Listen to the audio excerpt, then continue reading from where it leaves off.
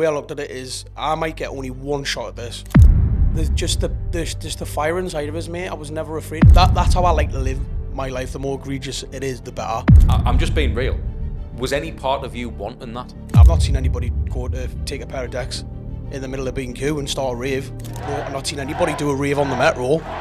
Never seen anyone do one on a double-decker bus. I took a customised mobility scooter that had a go-kart engine put in it, and then I strapped these flares to the back of it and drove down the Fish Quay, no shields, with an old woman mask on, dressed as Super Mario. Mate, pain and adversity can be some of the greatest gifts you're given, because you can take them and you can make it so you use it as fuel to make you an absolute beast, make you grow and evolve, mate. For someone listening or watching, Shak, how hard is it to go from making music in your bedroom to playing Creamfields? I said to him, I said, this isn't true. You went, it is. And I'm so proud of you. Oh, I'm getting goosebumps just thinking about this. When you get older, mate, it gets real. And you find out what life's really about, mate. Got something for you, mate. Picked it up for you today, mate. No way, mate. So today we are joined by Shak, DJ, producer, music artist all around, mate. Yeah. Had to get that in. Obviously, you've had massive success. Now, people listening or watching are going to know. If they don't know, they'll have probably heard something and didn't recognise it was you, because that's how I stumbled across you. Yeah. Did more research and found out who you were. You're a lad from North Shields. How did you get to the position that you're in? And I want to take it right back to your childhood and how it all began. Okay, so, I mean, my story's very unorthodox. So, people who don't know me would assume that, because of what I do and how I'm an electronic music artist, that I would have grew up listening to trance, house and all that stuff. I didn't. I grew up listening to like Tupac, who was one of my biggest idols, Eminem, Dr. Dre, NWA, 50 Cent, all that. My mum, she's got a very good taste for music, but we would spend a lot of time together, and she was always playing like reggae, R&B, rap. So that's how I got my first exposure to music, right? Mm-hmm. And how it all started is, I was going to high school in 2005, right? Now, just to give some context, before I got here, I was a skater. Used to go to Exhibition Park in Newcastle, I'd have my headphones in, blasting Tupac, whatever, skating about. I went to Monk Eaton High School in 2005, and the school was entrenched with New Monkey. Like, everyone on my age, everyone had the Walkmans in and they were listening to Monkey tapes. And I knew what it was, obviously, because a lot of people around my way were all listening to it, but I was always like, I don't want to listen to that, that's not me, kind of thing. Right. And then I went from being like a skater, and then, I started dressing like a Raji, had the Burke house and all that stuff, and because it was entrenched with that culture, I became part of the culture. And I'll never forget, one day I was like, right, I think I can be good at MCing, I'm going to give it a blast, right? And I decided to take 2 weeks off school, unbeknownst to my mother, because she gave us a key, so when she was going to work, I'd go in the back lane as if I'd left to go to school. As soon as a bus came, I was back in the house, got a Bic razor, went and put slits in my eyebrows, and then I went on LimeWire, gave me computer aids, as everybody who knows, if you've had LimeWire, you know the crack with that. It was Kazaa back then, right? Mate, all of them, none of them were any good. But I went on there and I just started down on like Tazo Ace, loads of monkey stuff, just whatever I could get my hands on. Mm-hmm. And then I went on to Google and I typed in MC Ace, MC Tazo lyrics. And obviously the first one that came up was the one that started off on RYT, which is their story of how they came together. Yeah. And my mum had a mic, and I've actually got a picture of myself. Did you go on MSN when you were younger? Yes, I 100%. So, I used to take photos on your webcam, as if I've still got this photo where I've got a mic, got the lead wrapped around my hand, and I'm like that, pausing, right? And I would stand in the mirror, and I would recite these rhymes over and over and over and over and over again. Imagine I was emceeing to like loads of people. was when you were doing that, Shak, were you doing that from a point of view of you wanted to be good at it, or did you want to be recognised? I thoroughly enjoyed it, and I just had this desire inside of us, this spark that I wanted to do this. I would never do something like that, especially the effort you have to put in just to please other people. I'm not that type of person who would do that, but I thoroughly enjoyed it, and it was mad because initially, like I told you when I was first coming to high school, I never thought it'd be like that. Do you know what it is, right? I remember one time when I was 12 years old, and one of my mates called Samsy, he was playing this set from the Monkey, we were sitting beside this wall, and he's a couple of years older than us, right? They're all drinking and that, we're not at that phase yet. And he's like reciting these lyrics, and he's like, "Oh, your turn, you come and MC." And I was like, nah. And my friends were all doing it, and he was like, just do it, man, just do it. And I was just like, nah, because I didn't want to be, that wasn't me. But then I evolved, because then when you go into high school, it's like everything's new, you know, you get into that phase where you're a teenager, right?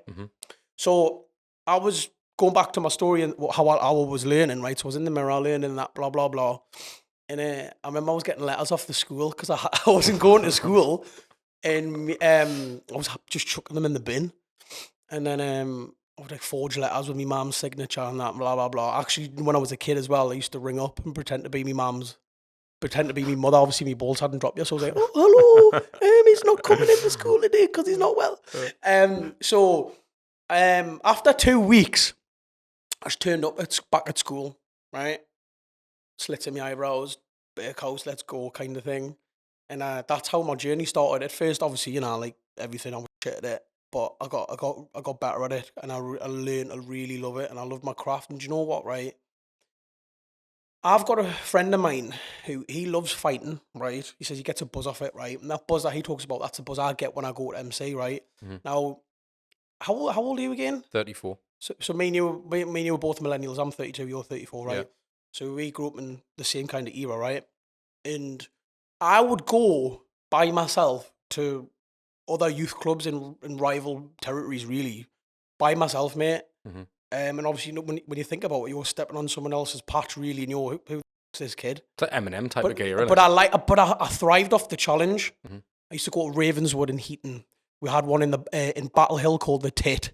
I used to go to Whitley Bay one, and then there was one round the corner from here, Silks, right across the street, mate. I went there, mate, and there was a competition on, and I couldn't wait to get on the mic and end up winning it. And I got a £25 JD voucher. And actually, there's a video of me on the internet from 2008, and that's the only existing footage I've got of when I used to MC. Mate, you've got to send us that. I'll send you it, mate. But honestly, I loved it so much, and I'll be totally honest, if the Monkey had never got closed down, I would have kept on doing it. Once the Monkey closed, the Makina scene went through like a lull phase where everything just simmered down. And that's when I went on to my next phase. So the reason I asked you that about if you did it because you wanted to be noticed rather than the hunger for it. Now, I had new mark decks. I had a little mixer. I'd be in my mum's bedroom, and I'd mess around on the decks, and I absolutely loved it, mate. I would try and beat, I would day out, I'd try and scratch, I'd day out I could, and I absolutely loved it, mate. There was a buzz that I had like no other. However, I feel like there's a different type of person who takes it as serious as what you have to someone like me, and I always struggle to decipher what's the difference between a hobby and someone who wants to make it a lifestyle. How did that difference come about for you? It's just in here. It's just in you. It's just in your heart. It's like that burning desire. It's just part of my soul. Did you feel like you never wanted to do, because you know when you grew up on Tupac and stuff like that, did you never feel like that was a route you could have went down? Well, that's when I stopped MCing. I started doing rap and poetry and stuff like that, and I was trying to figure out what it is I wanted to do. Do you know what's funny, mate? Right, look, me and my friends, right. This is before I went to high school, so this is back in 2004. To add to your point of what you're talking about, yeah. So I remember we used to do a talent show every year. So I was in year 7, so I was about 12, and me and my mates were gonna do a recital of NWA straight out of Compton. Can you imagine if we'd done that? Like a bunch of 12-year-olds getting on stage. Honestly, mate, I would have got excluded. Do you wish you'd done it? I do, mate, because it would have been as you know, as catastrophic would have been to me mother, bless her, having to deal with that. I would have loved to have done it, but I remember that was the first urge of us wanting to do something like that. But I still carried the inspiration from the people I listened to when I was MCing. So, for instance, like, as Tupac's one of my greatest idols ever, you should look at his ethos and his attitude and discipline towards how he would write music. And I took that and put it into what I was doing as an MC. You mentioned Tupac. I've got something for you, mate. Yeah. Yeah. Picked it up for you today, mate. No way, mate. I thought, Mate, where the fuck did you get this from? Honestly, it's mate, unbelievable. There's obviously still an HMV kicking about, so I popped in and thought I've got to pick it up for you. I know no one uses CDs anymore, so I thought I just had to do it, mate. Oh, mate, thank you so much. Honestly, like. No, you're welcome, mate. Because I know, obviously, we've spoke on WhatsApp and stuff before this podcast, and we've had back and forths about Tupac. And I know, like, for me, I totally understand you when you're inspired by someone like that. I was into all that type of stuff. Yeah. Garage, used to love going to Napa, all that type of stuff, mate. And that kind of has led me to why I listen to the music I listen to today. What's so interesting with you is how you've kind of been inspired, as you say, from that type of stuff.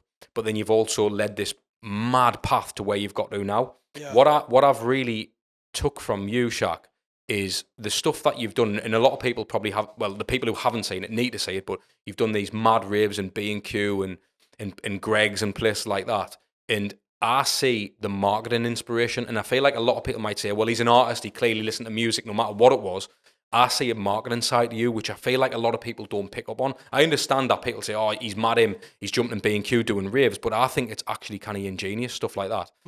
So when you're doing things like that, how much of it is, I just want to have a laugh and a bit of fun, or is it actually, do you know what, I want to be serious and promote this music, but just get people to have a good time at the same time? Yo, what's happening, people? If you are liking the episode so far, make sure you click the like button, hit the subscribe button, and also press the notification bell so you don't miss another episode. It's a great question, mate. So what I did is my approach to that is, so when I was doing those pop-up raves and all the mad stunts, this was coinciding with my debut single, and the way I looked at it is, I might get only one shot at this. This music, this market is incredibly saturated, mate. There's so many people making music, and there's so many people who are good at it. So I'm like, well, how can I stand out from everybody else? And you know what? A lot of inspiration came from is the Nana Makina stuff I did, because of how egregious it is. The more that's how I like to live my life. The more egregious it is, the better. Yeah. So when I was doing this stuff, I was thinking, well, what hasn't been done? So that's the way I look at it. What's not been done? I've not seen anybody go to take a pair of decks in the middle of B&Q and start a rave. There's one there. No, I've not seen anybody do a rave on the metro. There's one there. Never seen anyone do one on a double-decker bus. There's one there. And the Super Mario one as well. I ended up on BBC because of this. Obviously, before I killed off Nana Makina, I took a customized mobility scooter that had a go-kart engine put in it, and then I strapped these flares to the back of it and drove down the Fish Quay, no shields, with an old woman mask on, dressed as Super Mario. Who the f*** can say they've done that? That's what I'm saying. So, because look, we live in a very saturated world, and you'll know yourself doing marketing, right? That you've got about 2-3 seconds to get someone's attention. So you need to show them something they've never seen, because then they're going to stay and watch it. So, but this is another thing as well. Great point what you said. Me doing this, I'm just being myself. Now, this is really important. You've got to be authentic. We have an epidemic of unauthenticity because of social media. Everybody's out there is trying to be like Joe Blogs down the street, but you should just be you. You are one of one, and only you can be you. So with what I'm doing, I'm having fun and I'm being myself, whilst at the same time I'm marketing. So I'm killing multiple birds with. But when you're coming up with these ideas, Shak, do you not? I understand you're being yourself, but there's got to be an element of strategy put in place, because I'm sure you've had ideas where you thought, nah, I cannot do that. Although it's still yourself. Oh my God, my management and close friends have had to talk me out of some of the things that I've wanted to do. I can imagine. They've said, you can't do that, it's too much. The backlash off it, it'll be mad. If something goes wrong, it's going to end up really bad. I've had to, like, mate, you wouldn't believe the ideas I've got in my head, so I have to be talked down from some of them. I just love it. Mate, do you know what it is? And I guess a part of that, like, a lot of it comes from my acting background when I was younger. I just I love performing, mate. I'm just born to perform. You said on an interview I think I listened to that you said you are only one of one, so you can only be yourself and no one else can be like you, so you have to lean into that. Obviously, you being you, from North Shields, you are one of one. So do you feel like the marketing is necessary? That's a good point. Good question. Nobody's ever asked me that before. I would rephrase that. I wouldn't say it's necessary. I do it because I want to do it. Right, That I makes see. sense. Yeah, of course. I'd do it because I want to do it. If So I that is yeah, you type of that thing. is me. Yeah. If I didn't want to do it, then I wouldn't be being authentic. Because I've definitely seen people trying to replicate the stuff you've done. But this is the thing, mate. I was the first one to do it. So if you do it, then you're just copying. I mean, don't get us wrong. As artists, we all copy each other. As David Bowie, can't remember his quote, but he said like, one of the greatest ways to be an artist is something to do with stealing, right? Mm-hmm. So I get that, but because I've done it first, people have just interpret it as you're just copying off him. Yeah, and I get you're on that path now where you're at, Chuck, right? And again, I can only give you all the congratulations in the world, mate. But for me, like, it's hard to say that you've copied people, and I'm not trying to blow smoke because you haven't come from the background that other people have. Do you know what I mean? You weren't inspired by, the producer you see today. Yeah. And I'm sure you do take inspiration from them now, the likes of Patrick Toppin and all of the lads course. who are in your circle, but at the same time, you've still come up on a bit of a different kick to everybody else. And touching on that, what is your background? Me, so I'm a bit of a mongrel, mate. So I'm mixed. So I'm English, South African, German, and Pakistani. So I've got a mixture of all sorts, mate. So again, and this is what I was trying to allude to when you said about, the marketing side of things. I think that is such an eclectic mix of heritage that you are very unique without just being unique as everybody else. Like, especially in North Shields, mate, I can only imagine it hasn't been, and I'm not trying to hire your sub story on, but I'm sure you face some adversity that other people don't have, and I guess other people will. I want to speak to you about that, and I really want to tap into your adversity, mate, because obviously I'm mixed race, and I know that we share a lot of similarities. With the adversities at the forefront now of the conversation, what type of things have you faced in day-to-day life that people probably don't know? It's just, I mean, like, look, it's 2024 now. We grew up in the 90s, mate. The world was a different place, and there's a lot less education. So, I mean, like, look, like coming up, the things I had to overcome was systematic racial abuse, basically systemic racial abuse. That was the main one, and bullying. I know loads of people have been bullied, but everyone, most people do. But this is the thing, though, right, mate? Pain and adversity can be some of the greatest gifts you're given because you can take them and you can make it so you use it as fuel to make you an absolute beast and make you grow and evolve, mate. It's a choice, just like everything else in life. It's perspective. It's how you look at it, right? So I could sit here and say to you, mate, yeah, I've been through loads of shit. Obviously, everybody faces tragedy at some point in their life. But if I had to go back and do it all again, I would. Yeah. I love who I am as a person, but this is the thing, though. I've got to a point where I love myself as a person. And, well, that's the interesting bit, mate. So you've got to the point now. You're 32 saying that with a mature head on your shoulders. Yeah. Going through them times at the time, though, what did you do? Like I'd have probably, not that, from some of the adversity I'd maybe faced growing up, well, I definitely did. Yeah. I wouldn't have put myself in the monkey. I would have thought, no chance I'm going to get it the worst. That's how I would have thought. Yeah. Don't know if that was a negative mindset. Mate, do you know what? It's a good point because you have to, did I experience loads of racial abuse? Yeah, of course. I mean, like I say, I was the only mixed race lad, really, in my area. But I had no fear, mate. Like I told you, I was going to rival places where, you could get chinned for like that. But I just... There's just the fire inside of us, mate. I was never afraid. And do you know who I have to put that down? It was my mum. Like on paper, really, mate. If you're looking statistically speaking, right, I shouldn't have had the confidence that I had when I was a kid, and I have as a man now. But I do because my mum drilled into us from a very young age. One day you'll grow up to do amazing things, son. And she kept on telling us. All them days when I was getting beaten up and bullied and put down and made to feel subhuman. I never stopped believing in myself. I always believed in myself. That's the key. That's what I love about you, because you know what's mad, mate? Because I literally got hairs in the back of my neck there when you said that, because not only did you have the confidence, which is, I think you're lucky in that respect, because I don't think everyone has the confidence. Yeah. I think you definitely got a gift in that respect. But not only are you facing potential adversity as a kid, you were actually hoying yourself right in front of it. Like, if anyone's going to call anyone something racial, it would have been you at the monkey, or whatever. Doesn't have to be. Do you know what I mean? So to put yourself in there, and obviously you've admitted you got abuse and stuff like that, Yeah. but to keep doing it and keep doing it, is it something you still experience now? I've not been racially abused for a very long time, and I think that's when we talk about evolution. I think the fact that I haven't, that's pretty axiomatic, because I haven't been abused. I think a lot of people have like moved on. Of course, online and that, you're always gonna get people who chat shit, but like I say, mate, this is the thing, right? And do you know what, right? Like, I wish I could go back and, well, actually, no, because that would inhibit my path, right? Yeah. But like people who are struggling, whether you're struggling with sexuality, you're struggling with your race, your background, religion, whatever, something, identity that makes you as a person, right? What I would say is that you have to believe in yourself, and you've got to learn to love yourself as a person, and it's very hard. I'm not going to sit here and tell you it was all cotton candy and rainbows, because it fucking wasn't. It was arduous.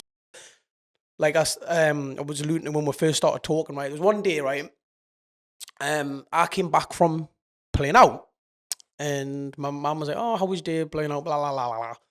And before I went to bed, I said, "Well, one of my best friends at the time, he was called Andrew," and I says, "Oh, I wish I was the same colour as Andrew." And I went to bed. I'm thinking that I'm totally acting nonchalant. I don't think anything of it, right? Because I'm a kid, you know, you're innocent.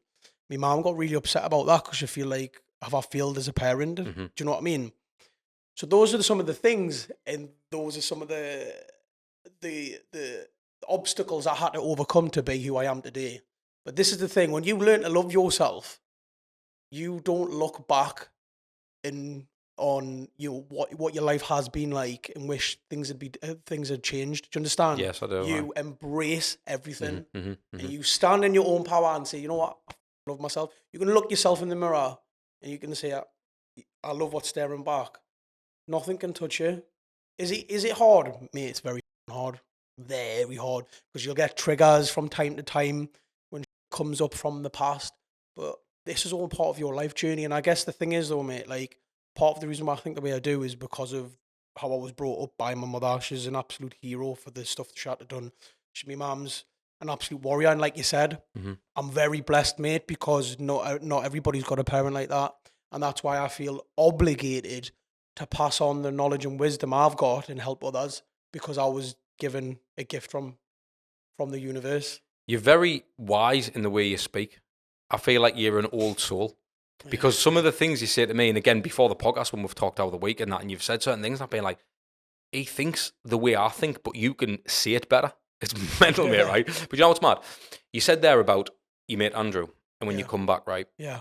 And what was really interesting, and I don't know if you've thought about this, but you mentioned that you wanted to be the same colour as Andrew. Yeah. So that shows to me you wanted to fit in. Yeah. But it's almost polarising to what you actually went on to do, innit? Because you only stand out now. I know, mate. So it's almost like a paradox, innit? Like, it is, mate. Yes, it is. So moving on from that, you know, you've came out the other side of that stuff, and the reason why I feel like it was a topic is obviously because of your background. Yeah. And I share a lot of similarities in that. What I found is, obviously with what I do, mate, I work with athletes, PTs, online coaches. I'm a content creator, mate, for different brands, businesses, people like yourself. Yeah. What I realised is when I got into business, mate, a lot of that stuff, and I'm not saying it's not there anymore, but a lot of that adversity went, weirdly.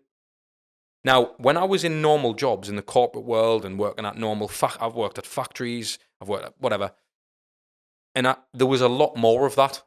There was, like, personally for me, I got a lot more adversity, which was weird. I felt like other people had better chances and opportunities than what I did. Well, it's an actual fact, mate. Yeah. I actually applied for the same job twice with different surnames and got the job.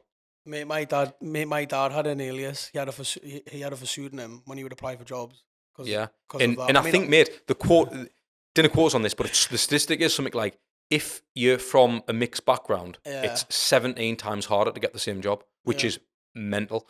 And the reason I want to point that out, again, purely, that's because of your walk of life. And it's not something I brought up on any other podcast, but I think it's relevant to you. Yeah. Moving on, mate, with obviously where you're at now, and obviously your days of growing up and sort of going into this scene, you found the love for this type of stuff, and clearly you've perfected it, and it's took you a while to get there, and Yeah. it hasn't been easy, as he says. It hasn't been all candies and rainbows and all that.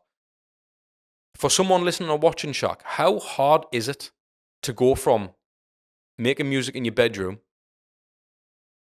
to playing Creamfields?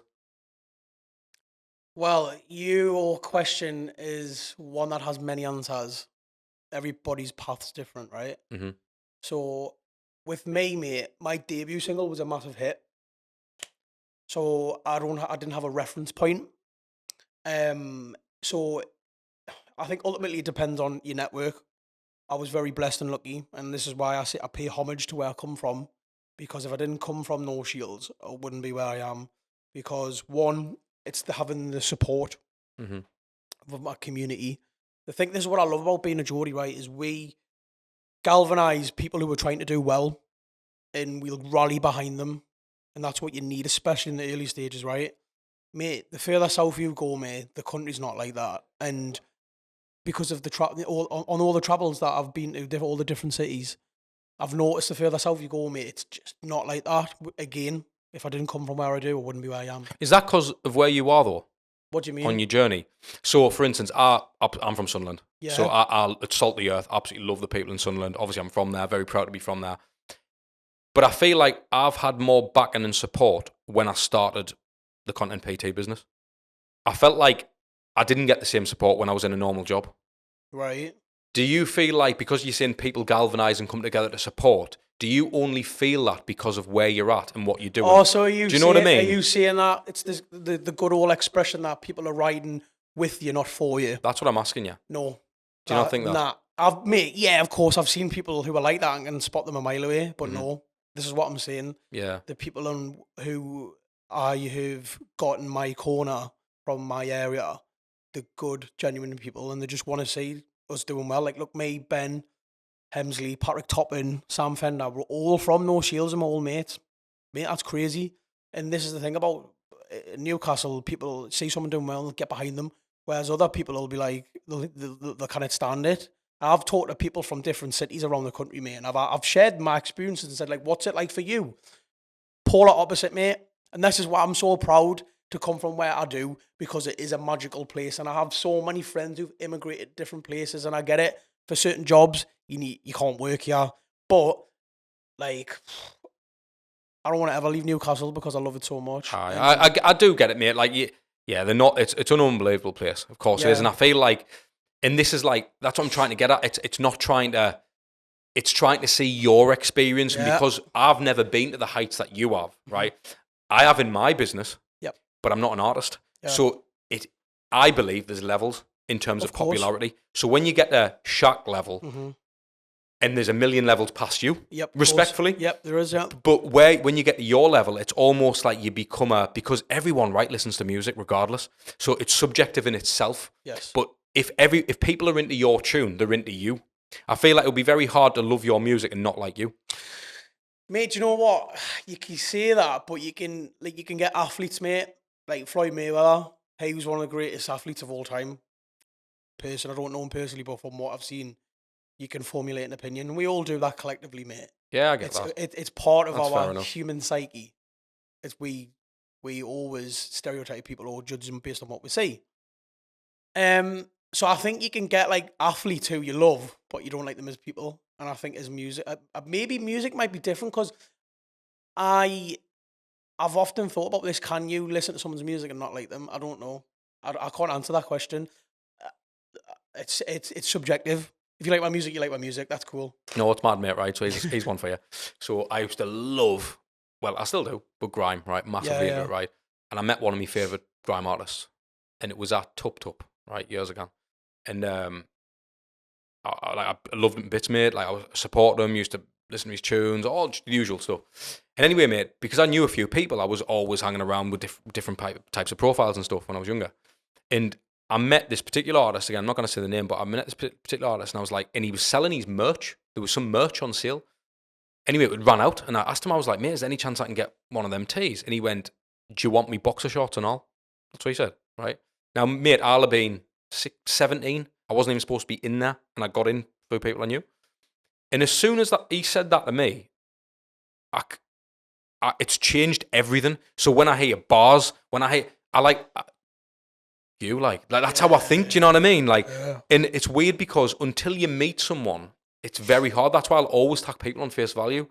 And I followed that person for so long, and there was such a big, what I thought part of when I was going through school and stuff. When I met him, I was like, what a knacker. And I still think that today. Unfortunately, how many other people will think that? Because not everyone's going to meet these artists. And it's the same as you. You happen to be a lovely lad. But until someone gets to meet you, they'll not understand how deep you think or how wise you come across or how... Yeah. And this is why I think it's really important to do the podcast, mate. And it's really important to have these conversations because I didn't want to just ask, where's the best place you played? It's about you. I want to know about you. That's what I want to know. I feel like there's a deeper understanding to someone when you're having a conversation. And as I said to you before we come on, no one's got our phones.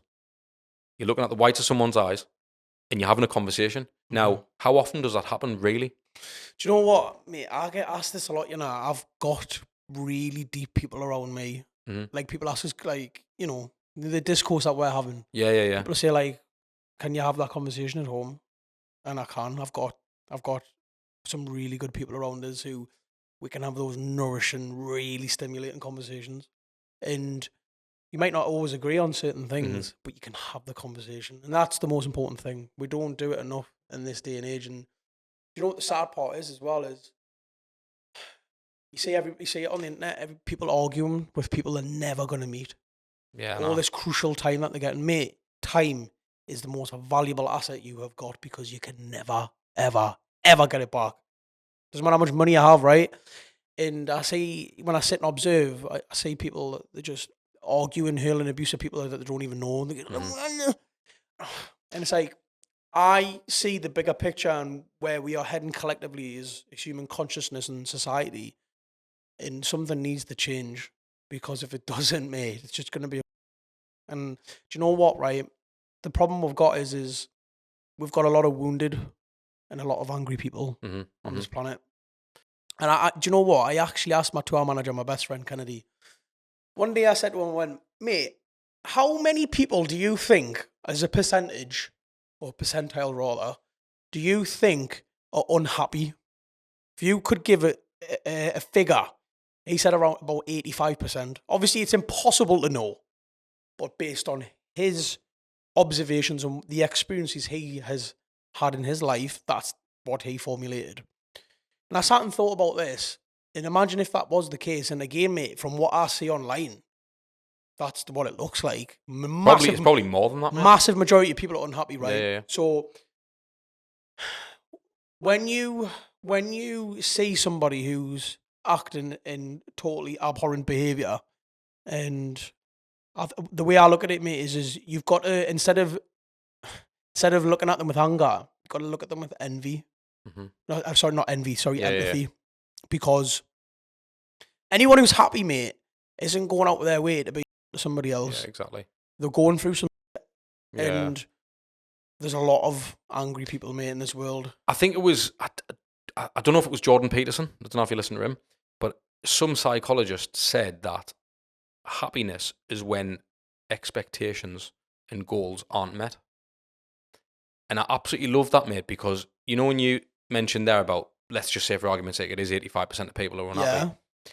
I don't think people are just born unhappy. And absolutely not. I think it's a lot of people are just dissatisfied with where they're at in life. Yep. So if anybody at all is doing something, even if they're not successful, mate, because I remember when I got things online so what I used to do, mate, I used to create videos for musicians and rappers and singers and DJs and stuff like that when I was younger, mate. I used to put them on YouTube. Now I used to get loads of comments and stuff, and a lot of people would be like, who does he think he is mingling with this? And I'd be like, who do I think I am, mate? You do realise I'm making no money. Mate, I was making out. I was living in my bedroom at my ma's house. I was making no money, right? But a lot of people, because I was on socials and doing things with certain profiles, a lot of people would think he's smashing it. And that's where the anger would come from. And I could feel it. I could really feel it, mate, in here. However, if I told you that actually, at the time, I didn't drive, I was skint, I was getting Wonga loans, right? I was absolutely broke, living at me Mars, gone from job to job, massively unhappy, while I was trying to fund this dream. getting on the megabus, getting on the National Express to London, trying to pick out the next Ed Sheeran, the next artist to blow. I was obsessed with doing it, mate. Because music was my passion.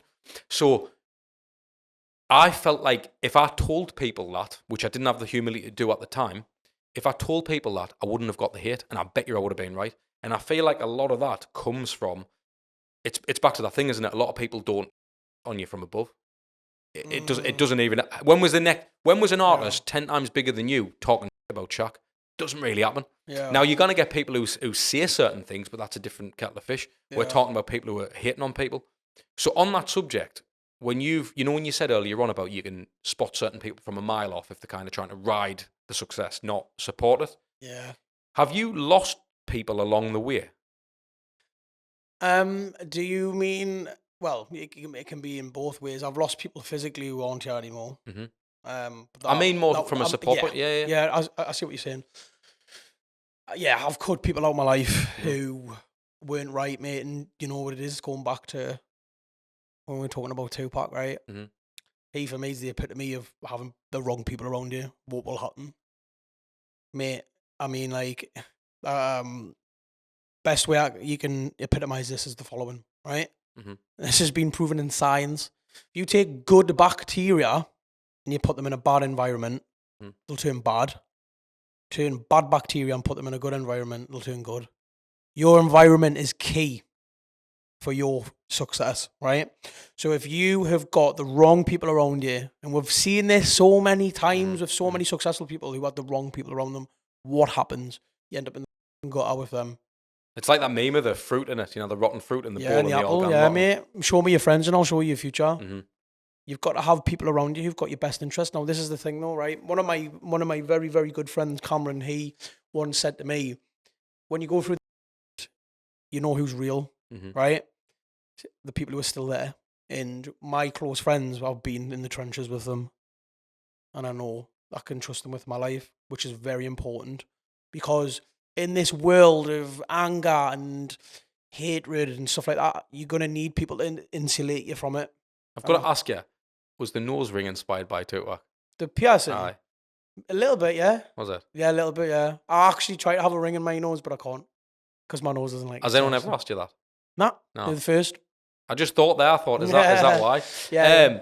Obviously, again, moving along your journey, mate, because I want people to understand you as an artist. I want to understand your mindset, where you've come from. You said that your first tune was a hit. Your debut song was a hit, right? Yeah. Moving all around, jumping on it. Yeah. Now, when you brought that track out, do you think you knew it was going to be a hit? Because again, you've had nothing to gun off. How did that feel and how did it happen? Take us through it. So you've made the track. Yeah. You've gotten the clear and you've gotten everything you've needed. You've put the track out. How does it? What happens? Is it a case of me phone's blown up, people must love it? So what happened was when I first wrote the song, I knew in here that it had the potential. Potential's the key word. Just because it is meant doesn't mean it will go far, right? I knew I had the potential, and I remember saying out loud to myself, I went, "This can be my breakthrough tune, but I need to get it to the right person." Did you tell people? Like, did you? Yeah, my close friend. Yeah, so my close friends. Did you say, I think this is gonna do it? I says, "Listen to this," and they were like, "Yeah, right." So then I sent it to Patrick Topping because I knew he would get behind it if he liked it. Had a feeling he might, didn't know for sure. Turns out he loved it. And what happened was he started playing it, right?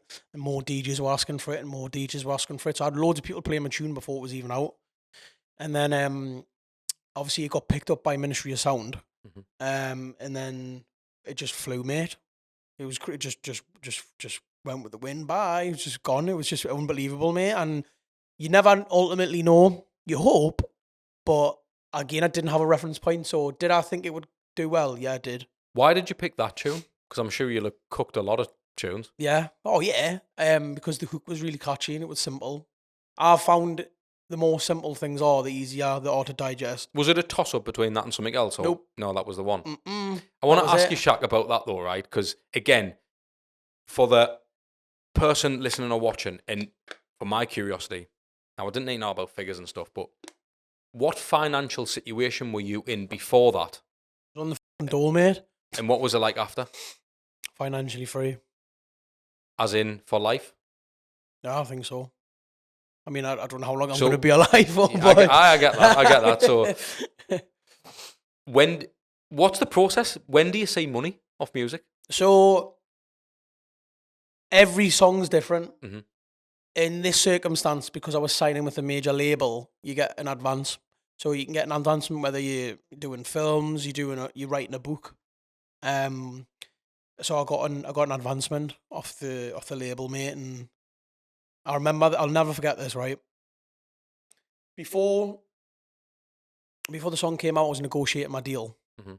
Didn't have a lawyer, didn't have nothing. Right, you've got to be really careful when you're litigating contracts because it could be just one word in small print, and you can be f***ed by it, right? And it's happened to a lot of people. Where the label just gets all the money and that. Could be the label, could be management, could be whoever. Mhm. And that's another thing. I never had a manager, but I had really good friends. So Ben Hemsley, he advised us. He said, "Look, he went, I know a really good solicitor. Here he is." And I needed to make sure I had a third party lawyer because I didn't want a conflict of interest. So, like, Ministry of Sound offered us one, and I was like, that's a conflict of interest. So I ended up getting a really good lawyer, and he litigated us a really nice deal. Mhm. And I remember I got all my paperwork through, and like, mate, it's full of all this legal jargon and stuff like that, right? And I said, like, how do I decipher this? He went, just go to the section that tells you about how much money you're going to make off it or what you're getting paid, right? Mhm. It's like advancements and royalties or some shit. And I seen the figure and I cried down the phone like a little boy. Really? Yeah, sobbed down the phone to Ben. And I said to him, I said, this isn't true. He went, it is. And I'm so proud of you. Oh, I'm getting goosebumps just thinking about this. Mate, it's unbelievable. Mate, honestly, I was sat in a van crying, man, like a little boy. And do you know what that was? That was all the struggle that I've been through to get to that point.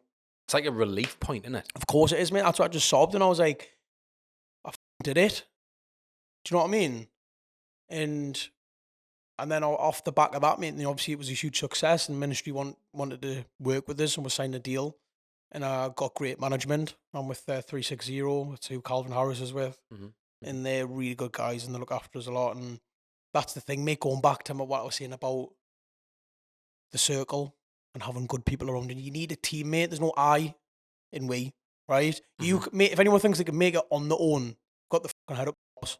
You can't, mate. You need to have, it is a team effort, mate. And to be the best version of you need to have the right people around you. Because there's going to be days when you feel like you need people to pick you up, or you need people to do things for you to enable you to do what you need to do. And if you don't have the right people around you, then that is not going to happen. What was your mum's reaction? What, when my song blew up? Mm-hmm. She was buzzing. She was absolutely over the moon. She's like, all of our colleagues at work were like, oh, I've heard your son's song on the radio. And that's the key factor as well, mate. You need to understand this is, mate, hearing your song on the radio, the first time I heard my name on the radio, I was sitting in the low lights car park down the Fish Quay in No Shields. And I was like, it's surreal, man. It's crazy. Because you go through all these years of hearing other people on the radio and you imagine, oh, can't wait, that's me. And then it happens, you're like, whoa. This is the thing as well. My debut single got a hottest record off Radio 1. So I went down to Radio 1 and I got interviewed off Danny Howard. Mm-hmm. But you know what? Like, I was visualizing that happening years before it happened, and then it came to fruition. You're into manifestation, aren't you? Yeah. So it's kind of the universe's gift to you and everything you put yourself through to get to that point. It's almost like you know it's going to happen. Yeah. And it's funny, mate, because I can akin this to jobs I've done with, mate, mate, some of the people, it's mental, mate. I mean, I was ringside for Floyd Mayweather filming him. I've done mad jobs. Even when I started working with Josh Kelly, PBK, and I was doing his fights and I was ringside, and just some of the things where I used to watch these people on the telly and thinking, it was a massive sort of like imposter syndrome, because it was like, I remember shooting a video and I remember being in the room with other lads, mate, and I walked out with KSI, or Misfits, right? And a lot of my mates, they've got younger brothers and this, that, and the other. They're like, how's he? He's just a lad from Sunderland. How you managed to be knocking around with people like KSI? And I remember there was another lad who was in the room. And at the time, I was sitting in the green room. There was KSI. Mm-hmm. There was David here. There was Louis Theroux. There was just a few names who I remember. I'd just seen off the telly, never seen them, never met them. And I'm in this room, right? And there was another lad next to us. And he went, oh, are you walking out? Like, I want to do the walkout stuff. But he couldn't, he basically didn't have the pass to do that. And I question myself because this lad, mate, is absolutely unbelievable at what he does. And I felt like he was light years ahead of me. But I remember the other lad who was with me at the time, he was another lad on the same job. He turns on, he went, mate, didn't beat yourself up about it. You're here for a reason, though. And I never thought like that before because I used to just think, well, it's a rat race. We're all in this, and whoever's first wins. But actually, I was chosen for a certain reason. And that's just not that job. There's been loads of things like that. So I believe that even when I set up this podcast, there's people who I've had on that I knew I was going to get on before I set the podcast up. And that's not me being arrogant. That's me being, I know that if I do the right things, there's no reason. Like, I wouldn't rule Calvin Harris being on this podcast. I wouldn't rule him out. Yeah. Even if he doesn't do podcasts. Yeah. Because I've had people who don't do podcasts and being on the podcast. Yeah. So I know that even as long as you put the right energy out there and you do the right thing, and I believe if you've got a good heart and you treat people right, I feel like it will pay you back. But I feel like a lot of people just want the money. It's a transactional thing for a lot of people. Not like when I used to go to London and that on the megabuses, like I was saying, a lot of people are like, well, how much are they paying you for that? Yeah. Why are they not? Well, why are you doing it then? Because I believe something good will come from this if I put my energy into it. Yeah. And because of your journey and your debut was a hit, and you kind of said there, well, I had no point of reference. Well, you did, because look at all the years you've had in that studio. Look at all the years you've had in that bedroom. Look at all the years you've had. Look at all the look at all the you've done.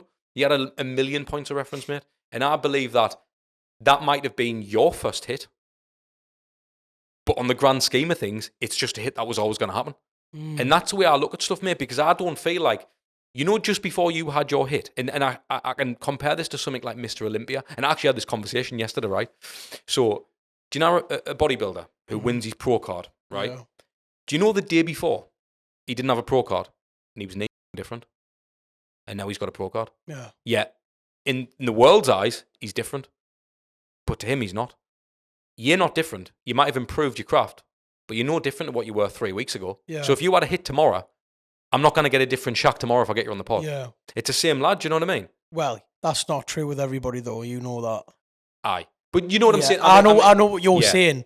Some people do change, unfortunately. But I think if you're a good person and you're anchored and you've got the right people around you, then that won't happen. But that's what's beautiful about this is, when you meet people who are real, they're not a fugazi, and they've got a good moral compass. That's really such a beautiful situation to be in, because I've seen it with other people. I've asked them about situations, and it's kind of like what you're talking about with that artist, with the boxers and that. Like, I'm mental, mate. It's like when you meet people and it's like they're just a dick, and it's like, especially when you've got them built up as something in your head and it's not. But that's what I love meeting. I love meeting good people, man. If you don't know by now, I run a business called The Content PT. I create content for influencers, PTs, online coaches, and fitness brands all around the world. So if you are someone who's in need for sexy content for your social media, or you really want to maintain a competitive edge in your industry, drop me a DM on Instagram. And I feel like you owe it. I feel like you owe it to yourself and the world. I know this is deep as out, but I feel like you owe it to yourself and the world to make sure that you're never that person to someone else.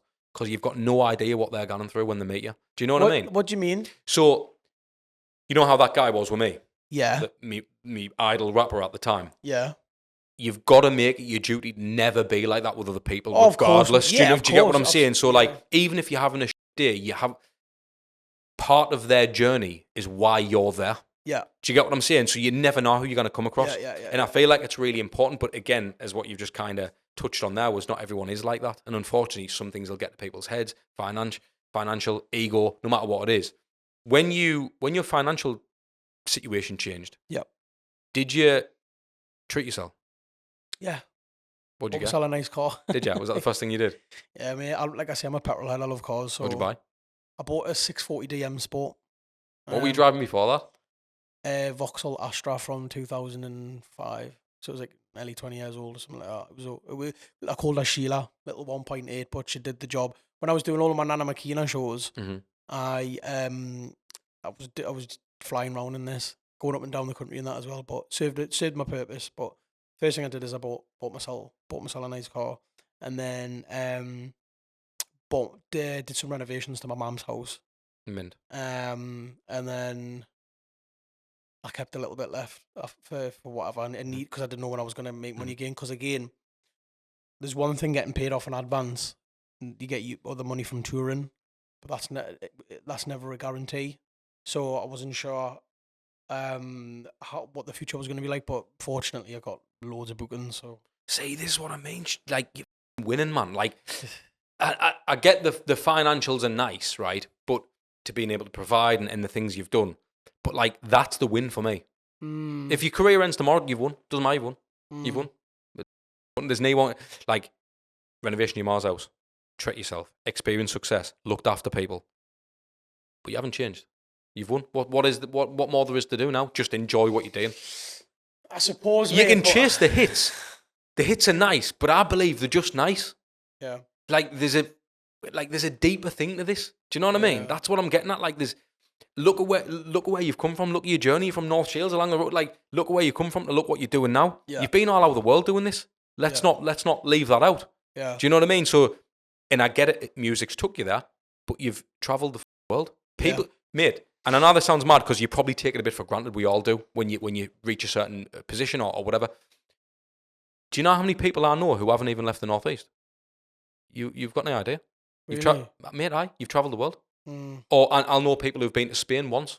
Yeah. I mean, video guy. I took him to Ibiza to do the Wayne Lineker podcast. Yeah. And I don't think you've been out the country before. No, it's mad. So some people, mate, I feel like you've got to understand that actually, do you know what? Like, you're winning more than what you think. And I think that's like, to understand you're winning. Like, I know this sounds, and I didn't mean to sound, I've won. I know I've won. Like, not from an arrogant point of view, from the feelings and I remember coming back, and I'll share this with you, mate. I remember coming back from a corporate job that I had, right? Yeah. And it was a great job. I graduated from uni, and it was like, get in, you've got the job, shirt and tie, all that type of bollocks, good money, all the rest of it. And I remember driving home, and something wasn't right. I was like, I just can't do this. I'm empty I'm going to work. I'm listening to podcasts on the way to work. I didn't hate my job, but there's something that's not filled. There's a void. I've got a void. I didn't know what it is, mate. And I came home. I came to the house, and I was just bursting into tears in the kitchen. Yeah, and I was like, I don't know what this is. And I was like, is it depression? But I'm not. There's nothing. I mean, I've got a good life. There's nothing that's going wrong. It wasn't like I was getting any. You know what I mean? And I was like, there's just something that's not here. I don't know what it was. I rang our lass. I was like, and me lass is the best support in the world. She's unbelievable, mate. And she was like, you need to just think about the things that you want to do with your life and go for it. And that's when I set up the business. And I was like, do you know what? Like, now to think, I remember going on websites looking for jobs, feeling like I didn't even want any of these jobs. I'm going through interview processes, mate. DMER, wearing a shirt and tie, and I didn't want the job anyway. Yeah. I know that sounds really arrogant because people want jobs and stuff, but I didn't want the job. I felt so empty. And when I said that I'm winning, it's what I mean is I've got a job that does it what I need to do financially. I get to meet unbelievable people like yourself. Yeah. I get to travel the world. I've been all over the world with this job. I work for myself. And I just don't need to think about the person I'm working for anymore.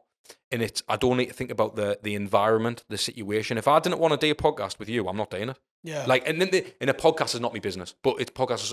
Like, my business is enabled to do a podcast. Now, Shaq, listen to this. When I had in my last job, do you know what they said to us when I wanted to do a podcast? No, that's going to take too much time off the business, man. You should focus on the business. And I'm thinking, I feel empty inside, and I'm focusing on the business, and I'm not doing what my heart desires. Yeah, that's connecting with people, having deep, engaging conversations. Yep. As you said, nourishment. You know what I mean? Nourishing your soul, having deep, again, these powerful conversations. And I feel like, ultimately, the podcast, it's like, this is just one example. And the fact that the business has enabled us to took us around the world and do all these nice things, that's what I mean by I've won. Yeah. Now, if there was a way to do it and make no money, I would do it. Yeah. If I could live on no money and do what I do, that's how much I love what I do. And I can only imagine that's what it's like for you. Now, I remember when I was in Dubai, right? And I did a job in Dubai, mate, and I was editing. It was 3 a.m, and everyone, like a lot of fitness brands and people were out there, did a shitload of work with them, and they all went out afterwards. And I went back to the room, and I'm editing. I'm on the palm. It looks lovely outside, mate, but bear in mind, I'm stuck on my laptop, smashing away on the edits. And I came back and I went for breakfast when I got back to Sunderland, mate, in Sunderland City Centre. And one of the lads who I knew from when I was younger, he goes, "Oh, how was your holiday?" Me had to piss something rotten. Because I'm like, what you don't realise is, on social media, it looked like a holiday. What you don't realise is, mate, I'm by myself in a room, grafting. I'm trying to chase my own dream. You don't see that's hard slog. And as much as everything I've said how much I love it, it's still hard work. And the point I'm trying to make is, when you're making music and you've got this #1 hit, a lot of people are like, Shak's the man. He's got loads of money now. He drives nice cars. He tours. But I want people to understand that there's hard days. I bet you wake up on a morning sometimes and think, this is graft. But what a beautiful graft it is. Mate, it's perception though. Everything's perception in life. It's like, how do you look at your situations? And the way I've been raised is, if you've got food and water in your stomach, you've got good health and a roof over your head, anything else you get in life is a bonus. And the problem we've got now is we live in a society of entitlement. Mm-hmm. We've got everything on demand at the click of a fingertip, right? We expect everything now. Doesn't work like that. Put years and years of grafting, right? I'm incredibly grateful for all the amazing blessings that have came my way, all the amazing people that I meet on my travels, being in a position where I'm financially free. I can look after my family, my friends. I can share this amazing experience with them. And like when I played the England match the other day, took one of my friends, and the promoter who sorted everything out, they gave her a box, and I got to take my mate there. He's never been in one before, and to see the joy and happiness on his face and sharing these experiences, because look, one day, mate, your ticket's going to get punched, and all you've got in this life is memories. So every day you get up, you should go out and make as many good ones as you can. And even if their memories are just for other people. Because Yeah, if mate. you go tomorrow, the memories last with them. And that's what I mean. Again, back to that, that's why I'm saying you're winning. Do you know what I'm saying by Absolutely, that? Like, mate, I know. and this is what I mean. I understand the hunger's still there, desire, because you're clearly an entrepreneur as well, deep down, mate. Look at your marketing skills. Look at the way you think of the world. Look at the way your outlook on life. Your music's just a bit of a... it's a byproduct of who I am. Like a vehicle for everything in your mind. Yeah, it's like an outlet, isn't it? Well, that's exactly what it is. Yeah. You know when you go away and you do sets abroad and stuff? Yep. How does that compare to doing sets in England? That's a really good question. Well, I've just come back from America, Mm-hmm. and they're obviously very different over there in terms of they listen to different music. They've got a different culture, and totally different to the UK. But do you know what I look for the most? Is the energy in the crowd. Mm-hmm. Now, not many people will talk about this, right? But in the UK, specifically in the UK, right, we've got a problem with the dance floors, right? And I find it's a big elephant in the room that no one will address. People say it's mobile phones. I haven't got a problem with mobile phones because it's free advertisement. Mm-hmm. That's how people record you. What's this tune? Goes viral on TikTok. Free promotion that once upon a time you'd have to pay thousands for, right? Mm-hmm. And what I'm about to say I've noticed when I've travelled, and it's the drug culture in the UK. And the biggest issue is a lot of people take, right? Now, is a disassociative, right? So whilst in your head, you're having the time of your life, on the outside, you look like you're having a stroke. And I've been there, mate. I meet some of the biggest DJs in the UK, because I love to observe and sit and watch when other people are playing, because I look at what they're playing, Mm-hmm. how they're reacting, who's their demographic. I'm doing R&D when I'm of course. I'm always working, right? Some of the biggest DJs in the UK, I've sat and observed their sets, and I've still seen people at the front row like this, and I'm like, why the f are you here? Mm-hmm. And because as an extrovert and as a natural performer, I thrive on people's energy. Mm-hmm. And when you see people who are just up, it's so disheartening. Like, am I doing something wrong? Because then the next day they're like on TikTok, that was the best set ever. It's crazy, and I'm not the only DJ. There's nobody really else I've come across many people who are talking about it, but behind closed doors, the conversations I'm having, that is the same consensus. Is that, you know, back in the day, mate, drug choices were different. You know, people would take, like, you know, in the acid house days, you had the resurgence and stuff like that. And I'm not condoning drug use by any means. I'm just simply answering your question and observing, right? Yeah. The trends have changed. So, like, women's predominantly one of the main drugs used. And when you're going out as an artist, you like, when you see people who are like that, it's very disheartening. Now, I've just come back from a festival, mate. And yeah, Nottingham, I did Forbidden Forest Festival.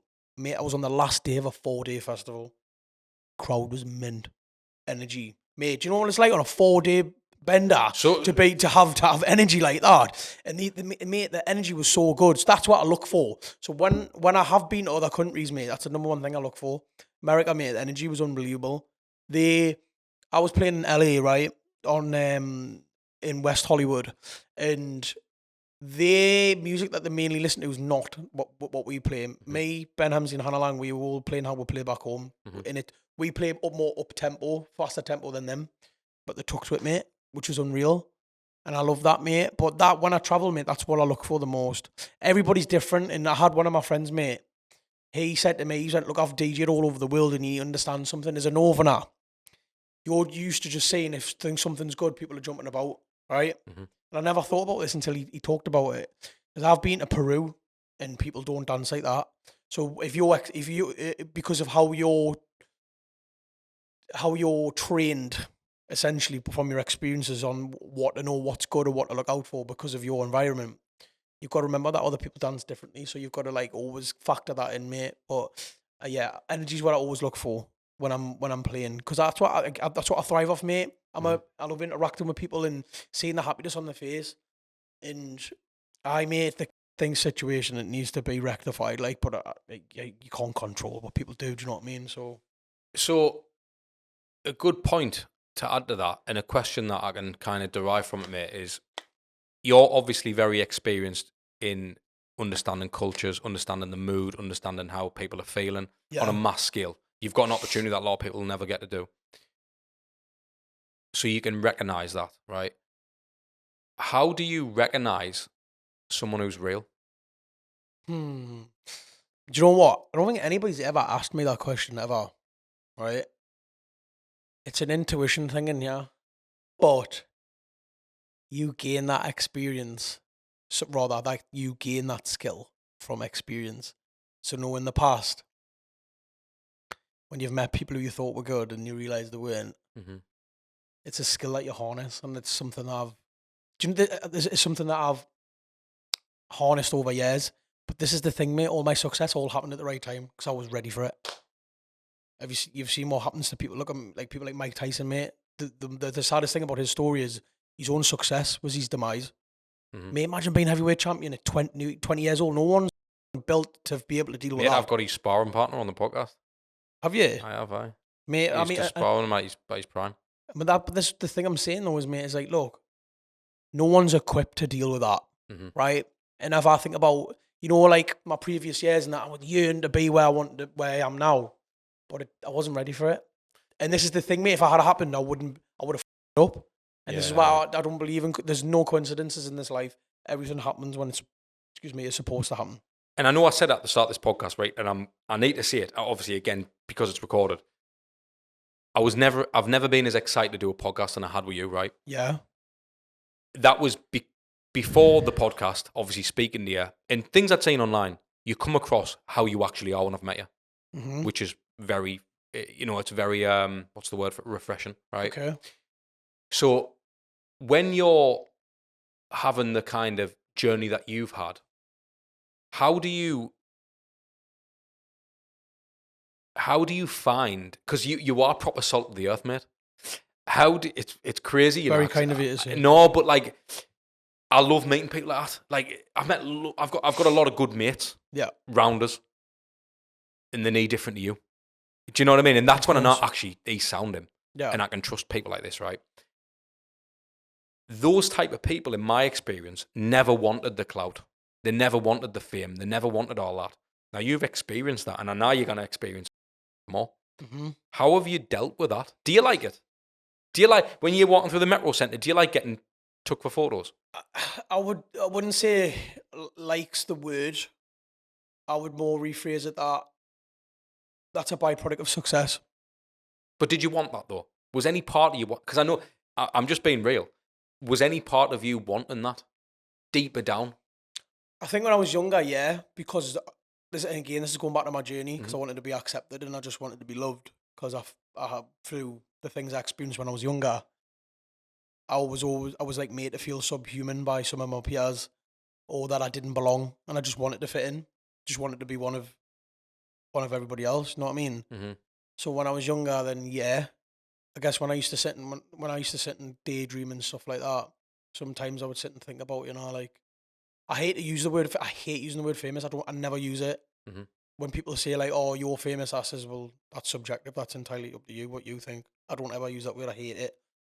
Because it's clout derived, in my opinion. Mm-hmm. I guess it was more, I wanted to just be loved and accepted by people because of what I was being subjected to. But then when I learned to love myself, I didn't think like that anymore. It's more a case of, this is what I want to do. I know what I was put on this earth to do, so I'm going to go and do it. Do you truly, right? Yeah. I'm getting into your soul here. Come on, baby. Do you truly feel loved now? Yeah. Do you know what my mother said to me? And when I was a young boy, she said that you will never know what it feels like to not be loved. Now, I told you before, I grew up with, I came from nothing. Monetarily speaking, I had nothing, but I had love in abundance. Now I have seen, mate, the catastrophic effects it has on a person when they do not receive love when they're a child and how they turn out. It's catastrophic, mate, right? And my mom used to always tell me this when I was younger. Obviously, I'm young. I can't fully acknowledge or interpret what she's saying properly. But over time, as I've seen the experiences, I've seen how it plays out. And do you know what I'll always remember? Have you seen Boys in the Hood? Aye. Years ago, right, mate. There's a scene in it, right? I actually watched it last night again, right? There's a scene where the father's talking to the son and he's trying to teach him values. And he basically says to him, like, I know you think I'm being hard on you now, but I'm just teaching you how to be a responsible adult. Your friends over or across the street, they don't have someone like that, and you're going to see how they turn out, right? I often reflect on my own journey and the things that my mum did for me. And those that grew up with stuff monetarily, but they didn't have what I had, and how they turned out, mate. But as a kid, mate, you can't say that. Where's my, like, I just want these toys and that, I just want this, I just want that, right?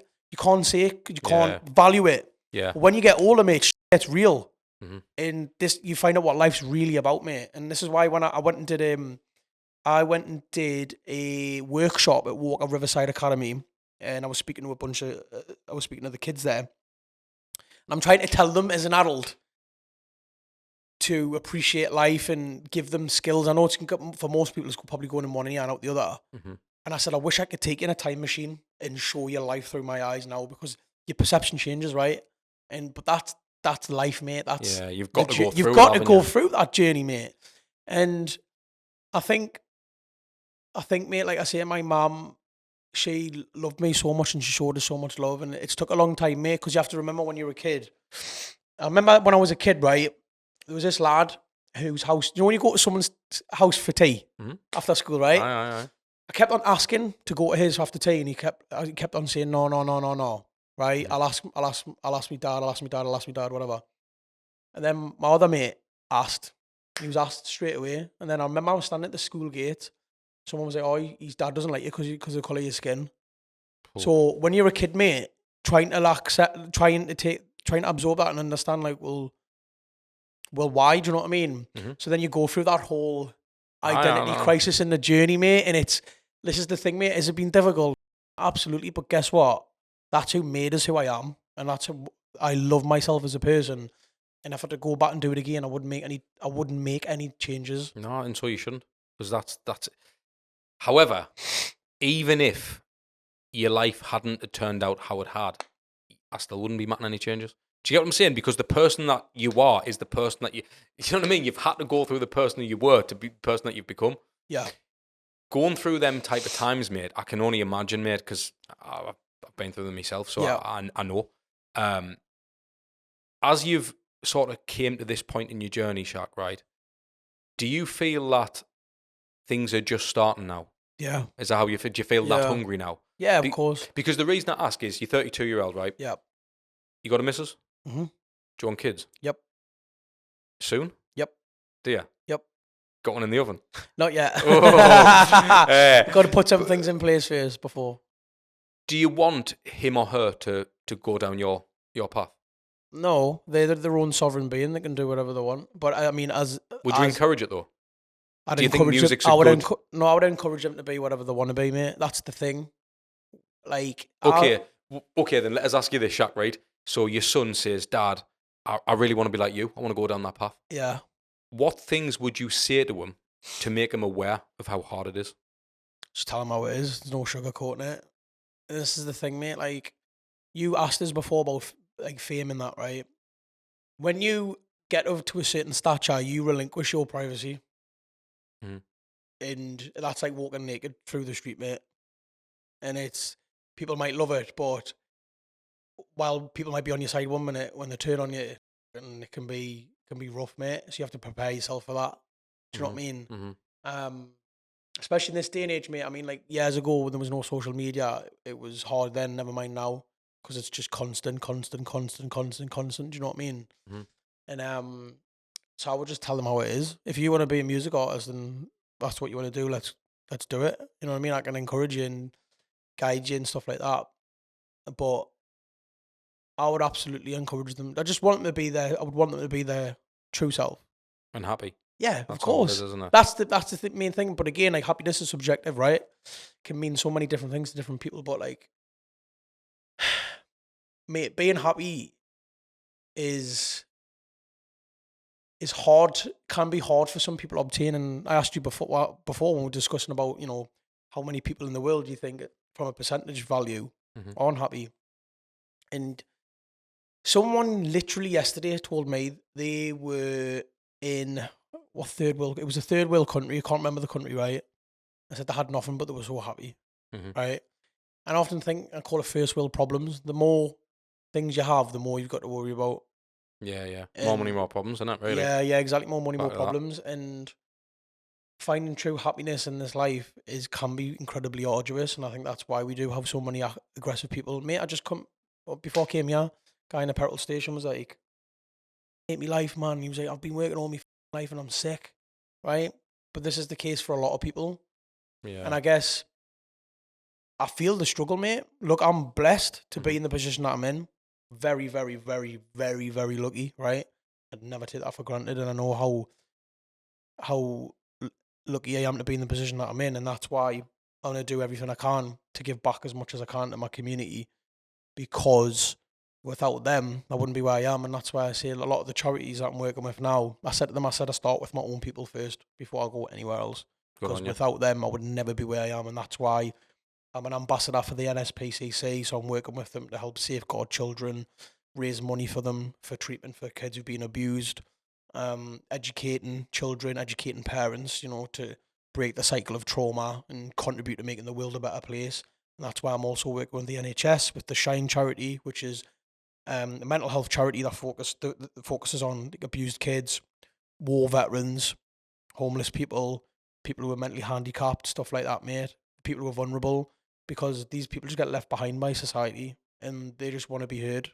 And we need to do something. And mate, the government doesn't have the impetus or the wherewithal to be able to look after these people. And I feel an obligation, mate, to be able to help these people. Do you know what I mean? And contribute to making the world a better place, mate. Good on you, mate, because I feel like when you're in a position like, and I believe that even if you've gotten out, you can always give. You can always help. Do you know what I mean? And I think you've got a clear awareness of that. Like when you said there about the guy in the petrol station and kind of how you understand them. You understand that because you have that deep awareness. And again, it arcs back down to your journey, doesn't it? I know we can't see in the future, right? But it's weird I say this, but I feel like you're the type of person, I could be completely wrong here, like, but this is what I feel. You know, when I speak to you, this is what I feel, right? I feel like you're the type of person who, in 5 years' time, could be doing a completely different genre of music. Mm.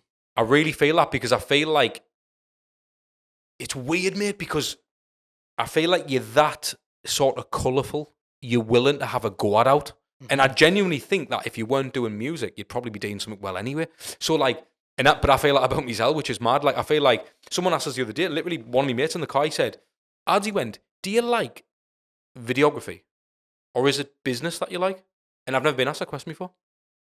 And I think, hang on a minute, let's have a think of this.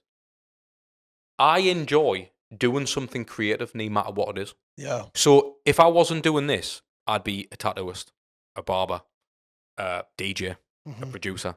I would be doing something. And I've tried a lot of things creatively. This has just been the thing that happens to make money. So I feel like because I can support myself, this is the endeavour I'm on. But if someone said to me, are you going to rule out being a barber in 10 years' time? No, I would. But I'd be the best barber there is because that's how I am. Would you be open to change your genre? Or do you follow the path of least resistance? So you think, that's working. Even if I'm not that asked about the genre, but at max money, I'll follow that. Or would you go against the grain and take the risk? I just do what makes us happy, mate. Yeah. So, and again, mate, like in 5 years' time, I might want to do something else. But what I will say is this, Hads, is that I know what I was put on this earth to do. I don't know how much time I've got, but in the time that I'm here, I'm going to do my job and contribute to making the world a better place. So when my ticket does get punched, I'll leave a good legacy behind. And I'll know I can hold my head up high and that I did my job. Then I'm on to the next challenge. Unbelievable, mate. What's the future looking like for you? What do you want to happen in the future? Are you talking about me? Are you talking about the world? You, not the world. Me. Aye. So eventually, obviously, like just alluded to, I'm 32 now, but I've found the perfect partner for us. All of the struggles, shall we say, the challenges have all led us to this amazing woman, and we are building the future together. But soon in the near future, I want to start having a family because I'm in a position now where I can, financially free and I can have the life that I want to. Does that make sense? I'm in the position now. So that's coming.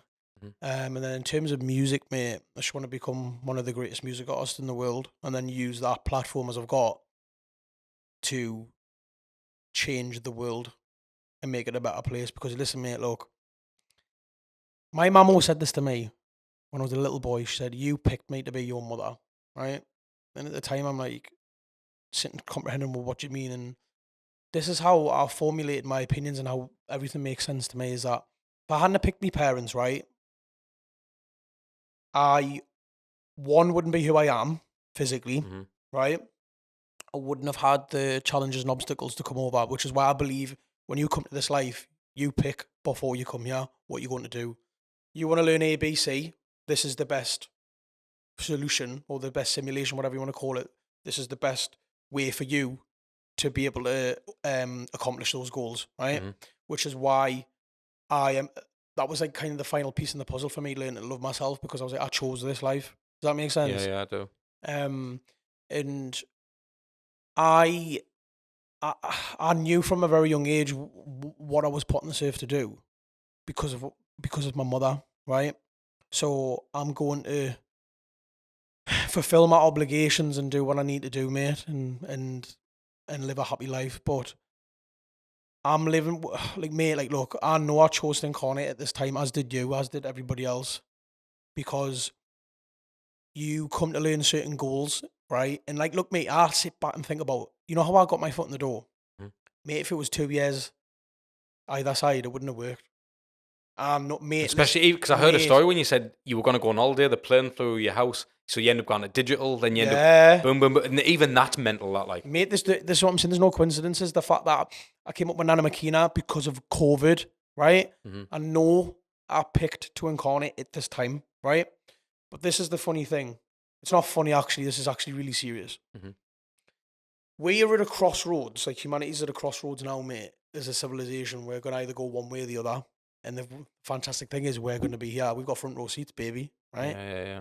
So it's either going to go one way it's going to be paradise and that, or it's just going to go straight in the. But what I've said is that I will fulfill my obligation and do what I need to do, so that I know when my time comes that I've done what I came to do and I fulfilled my obligations and my duties, mate. And I'll tell you now, mate, it's going to be a wild ride.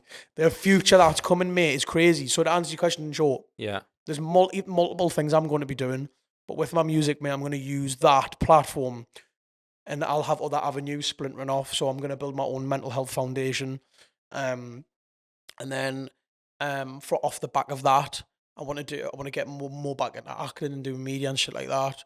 But that's just things I want to do. But I could never just do one thing. I'm not one dimensional. Do you know what's funny, mate? It's funny because I'm just looking at that Tupac thing I give you there, Yeah. and it's funny because no, it's alright, mate. And it's like when you said there about sort of changing the world. What does he say? He says, "I'm not going to change the world." I guarantee. I'm not saying I'm going to change the world, but I guarantee I'll spark the brains that will change the world. That's what unbelievable, mate. Final question, mate. Yeah. I would love to have you on for hours, mate, because I feel like we're not even scraping the surface. But it's like it's one of them where you've only got so much time and you just want to like. I can talk all day to you, mate. But I'm the same, mate. I appreciate that, mate. Do you know when doing what you're doing, Shak, right? Yeah. And you've got obviously a wonderful woman by your side, and I totally understand what it's like to have that type of support.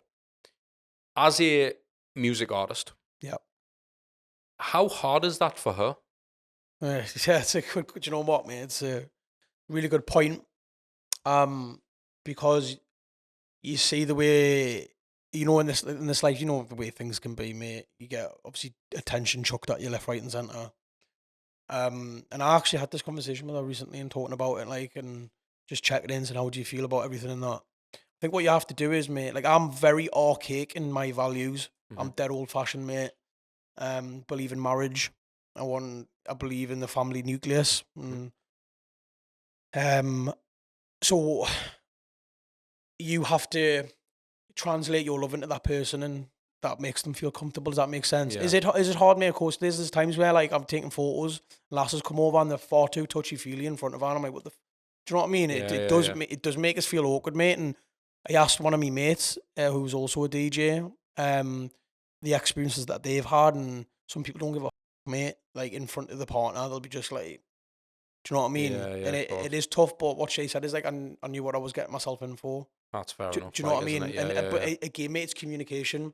Yeah, it's speaking heart to heart and saying eye to eye to each other. Is it hard for you? In what respect? As in, you whether you're doing Ibiza, you know what I mean? And I know I've been to Ibiza a lot. I go there myself, and I know what it's like out there. When you're DJing, when I'm working away, mate, I know it's. I mean, I've got a little one, so it makes it even harder. And a lot of people say, well, this is the time you should be grafting her because she's only little and you want to provide, which I get. And you'll experience this, mate. You know, when you have your little one, like, it's hard for you as well because you don't want to miss them days. So a lot of people say now's the time because she's not going to remember. I mean, she's coming up 3, but it's actually harder. Like, I know I'm sitting here with you now and I'm taking away time from her. And part of us, that kills us, mate. Yeah.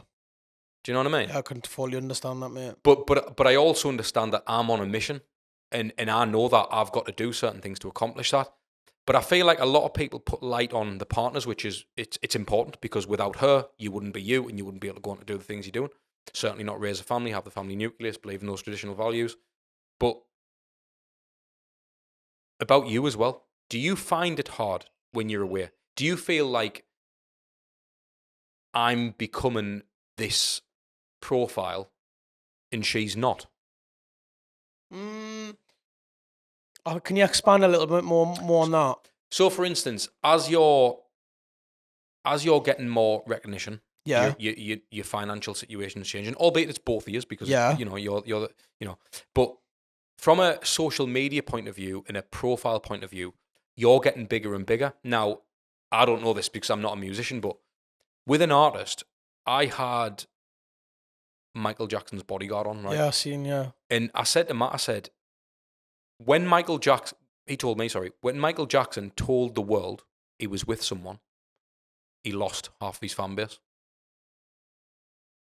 What? So basically they said you can't say if you're straight, they can't say if you're gay, and you can't say if you're in a relationship. because you literally cut off your fan base. That's what he said. He went, and he was always told in the music industry, and that's very much like that. So a lot of people, and they'll claim it's, I do it because I want to keep my private life to myself, but actually they don't want people to know because they want to look available. And I don't mean to pull birds. That's not what I'm getting at. You know, if I'm a girl and you're at High Ibiza and I'm your fan, that's my Shak. I buy his music, I support him. Do you ever think about that?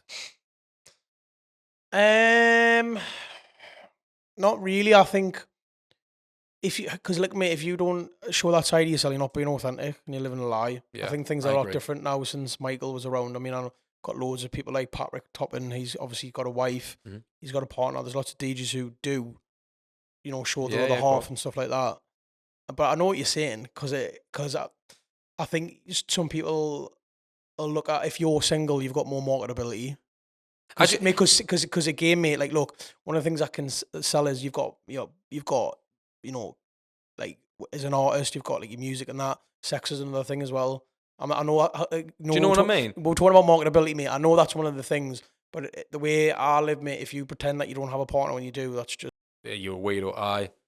I get that. Like, and I mean, like, if you generally do care about that, then don't get in a relationship. And that's why I always talk about the band. I always do, because I'm not in the market to try and do that. But as a musician, I just wondered. I was very curious in your situation. Obviously, from the same area as me, so that's why I ask you. The thing is, though, it can be multifaceted, because some people love to see someone with someone else. Or look how happy, I get that. Like, look how happy he is. Look at them two together. It's beautiful. But in the industry, don't they? Like, I know, even with what I do, mate. Right, a lot of people who I sit down with, especially on the podcast, they just assume because I travel, I do all this type of stuff. They think, well, clearly this is what you do for a living. But when I tell them I'm a dad, I'm a fiance. Like, when I tell them that, like, I'm not talking about lasses. I'm talking about lads. Like, anyone.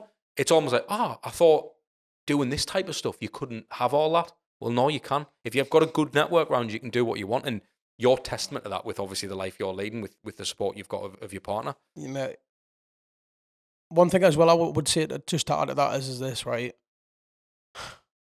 For a very, very long time, I was searching for my queen to build an empire with, right?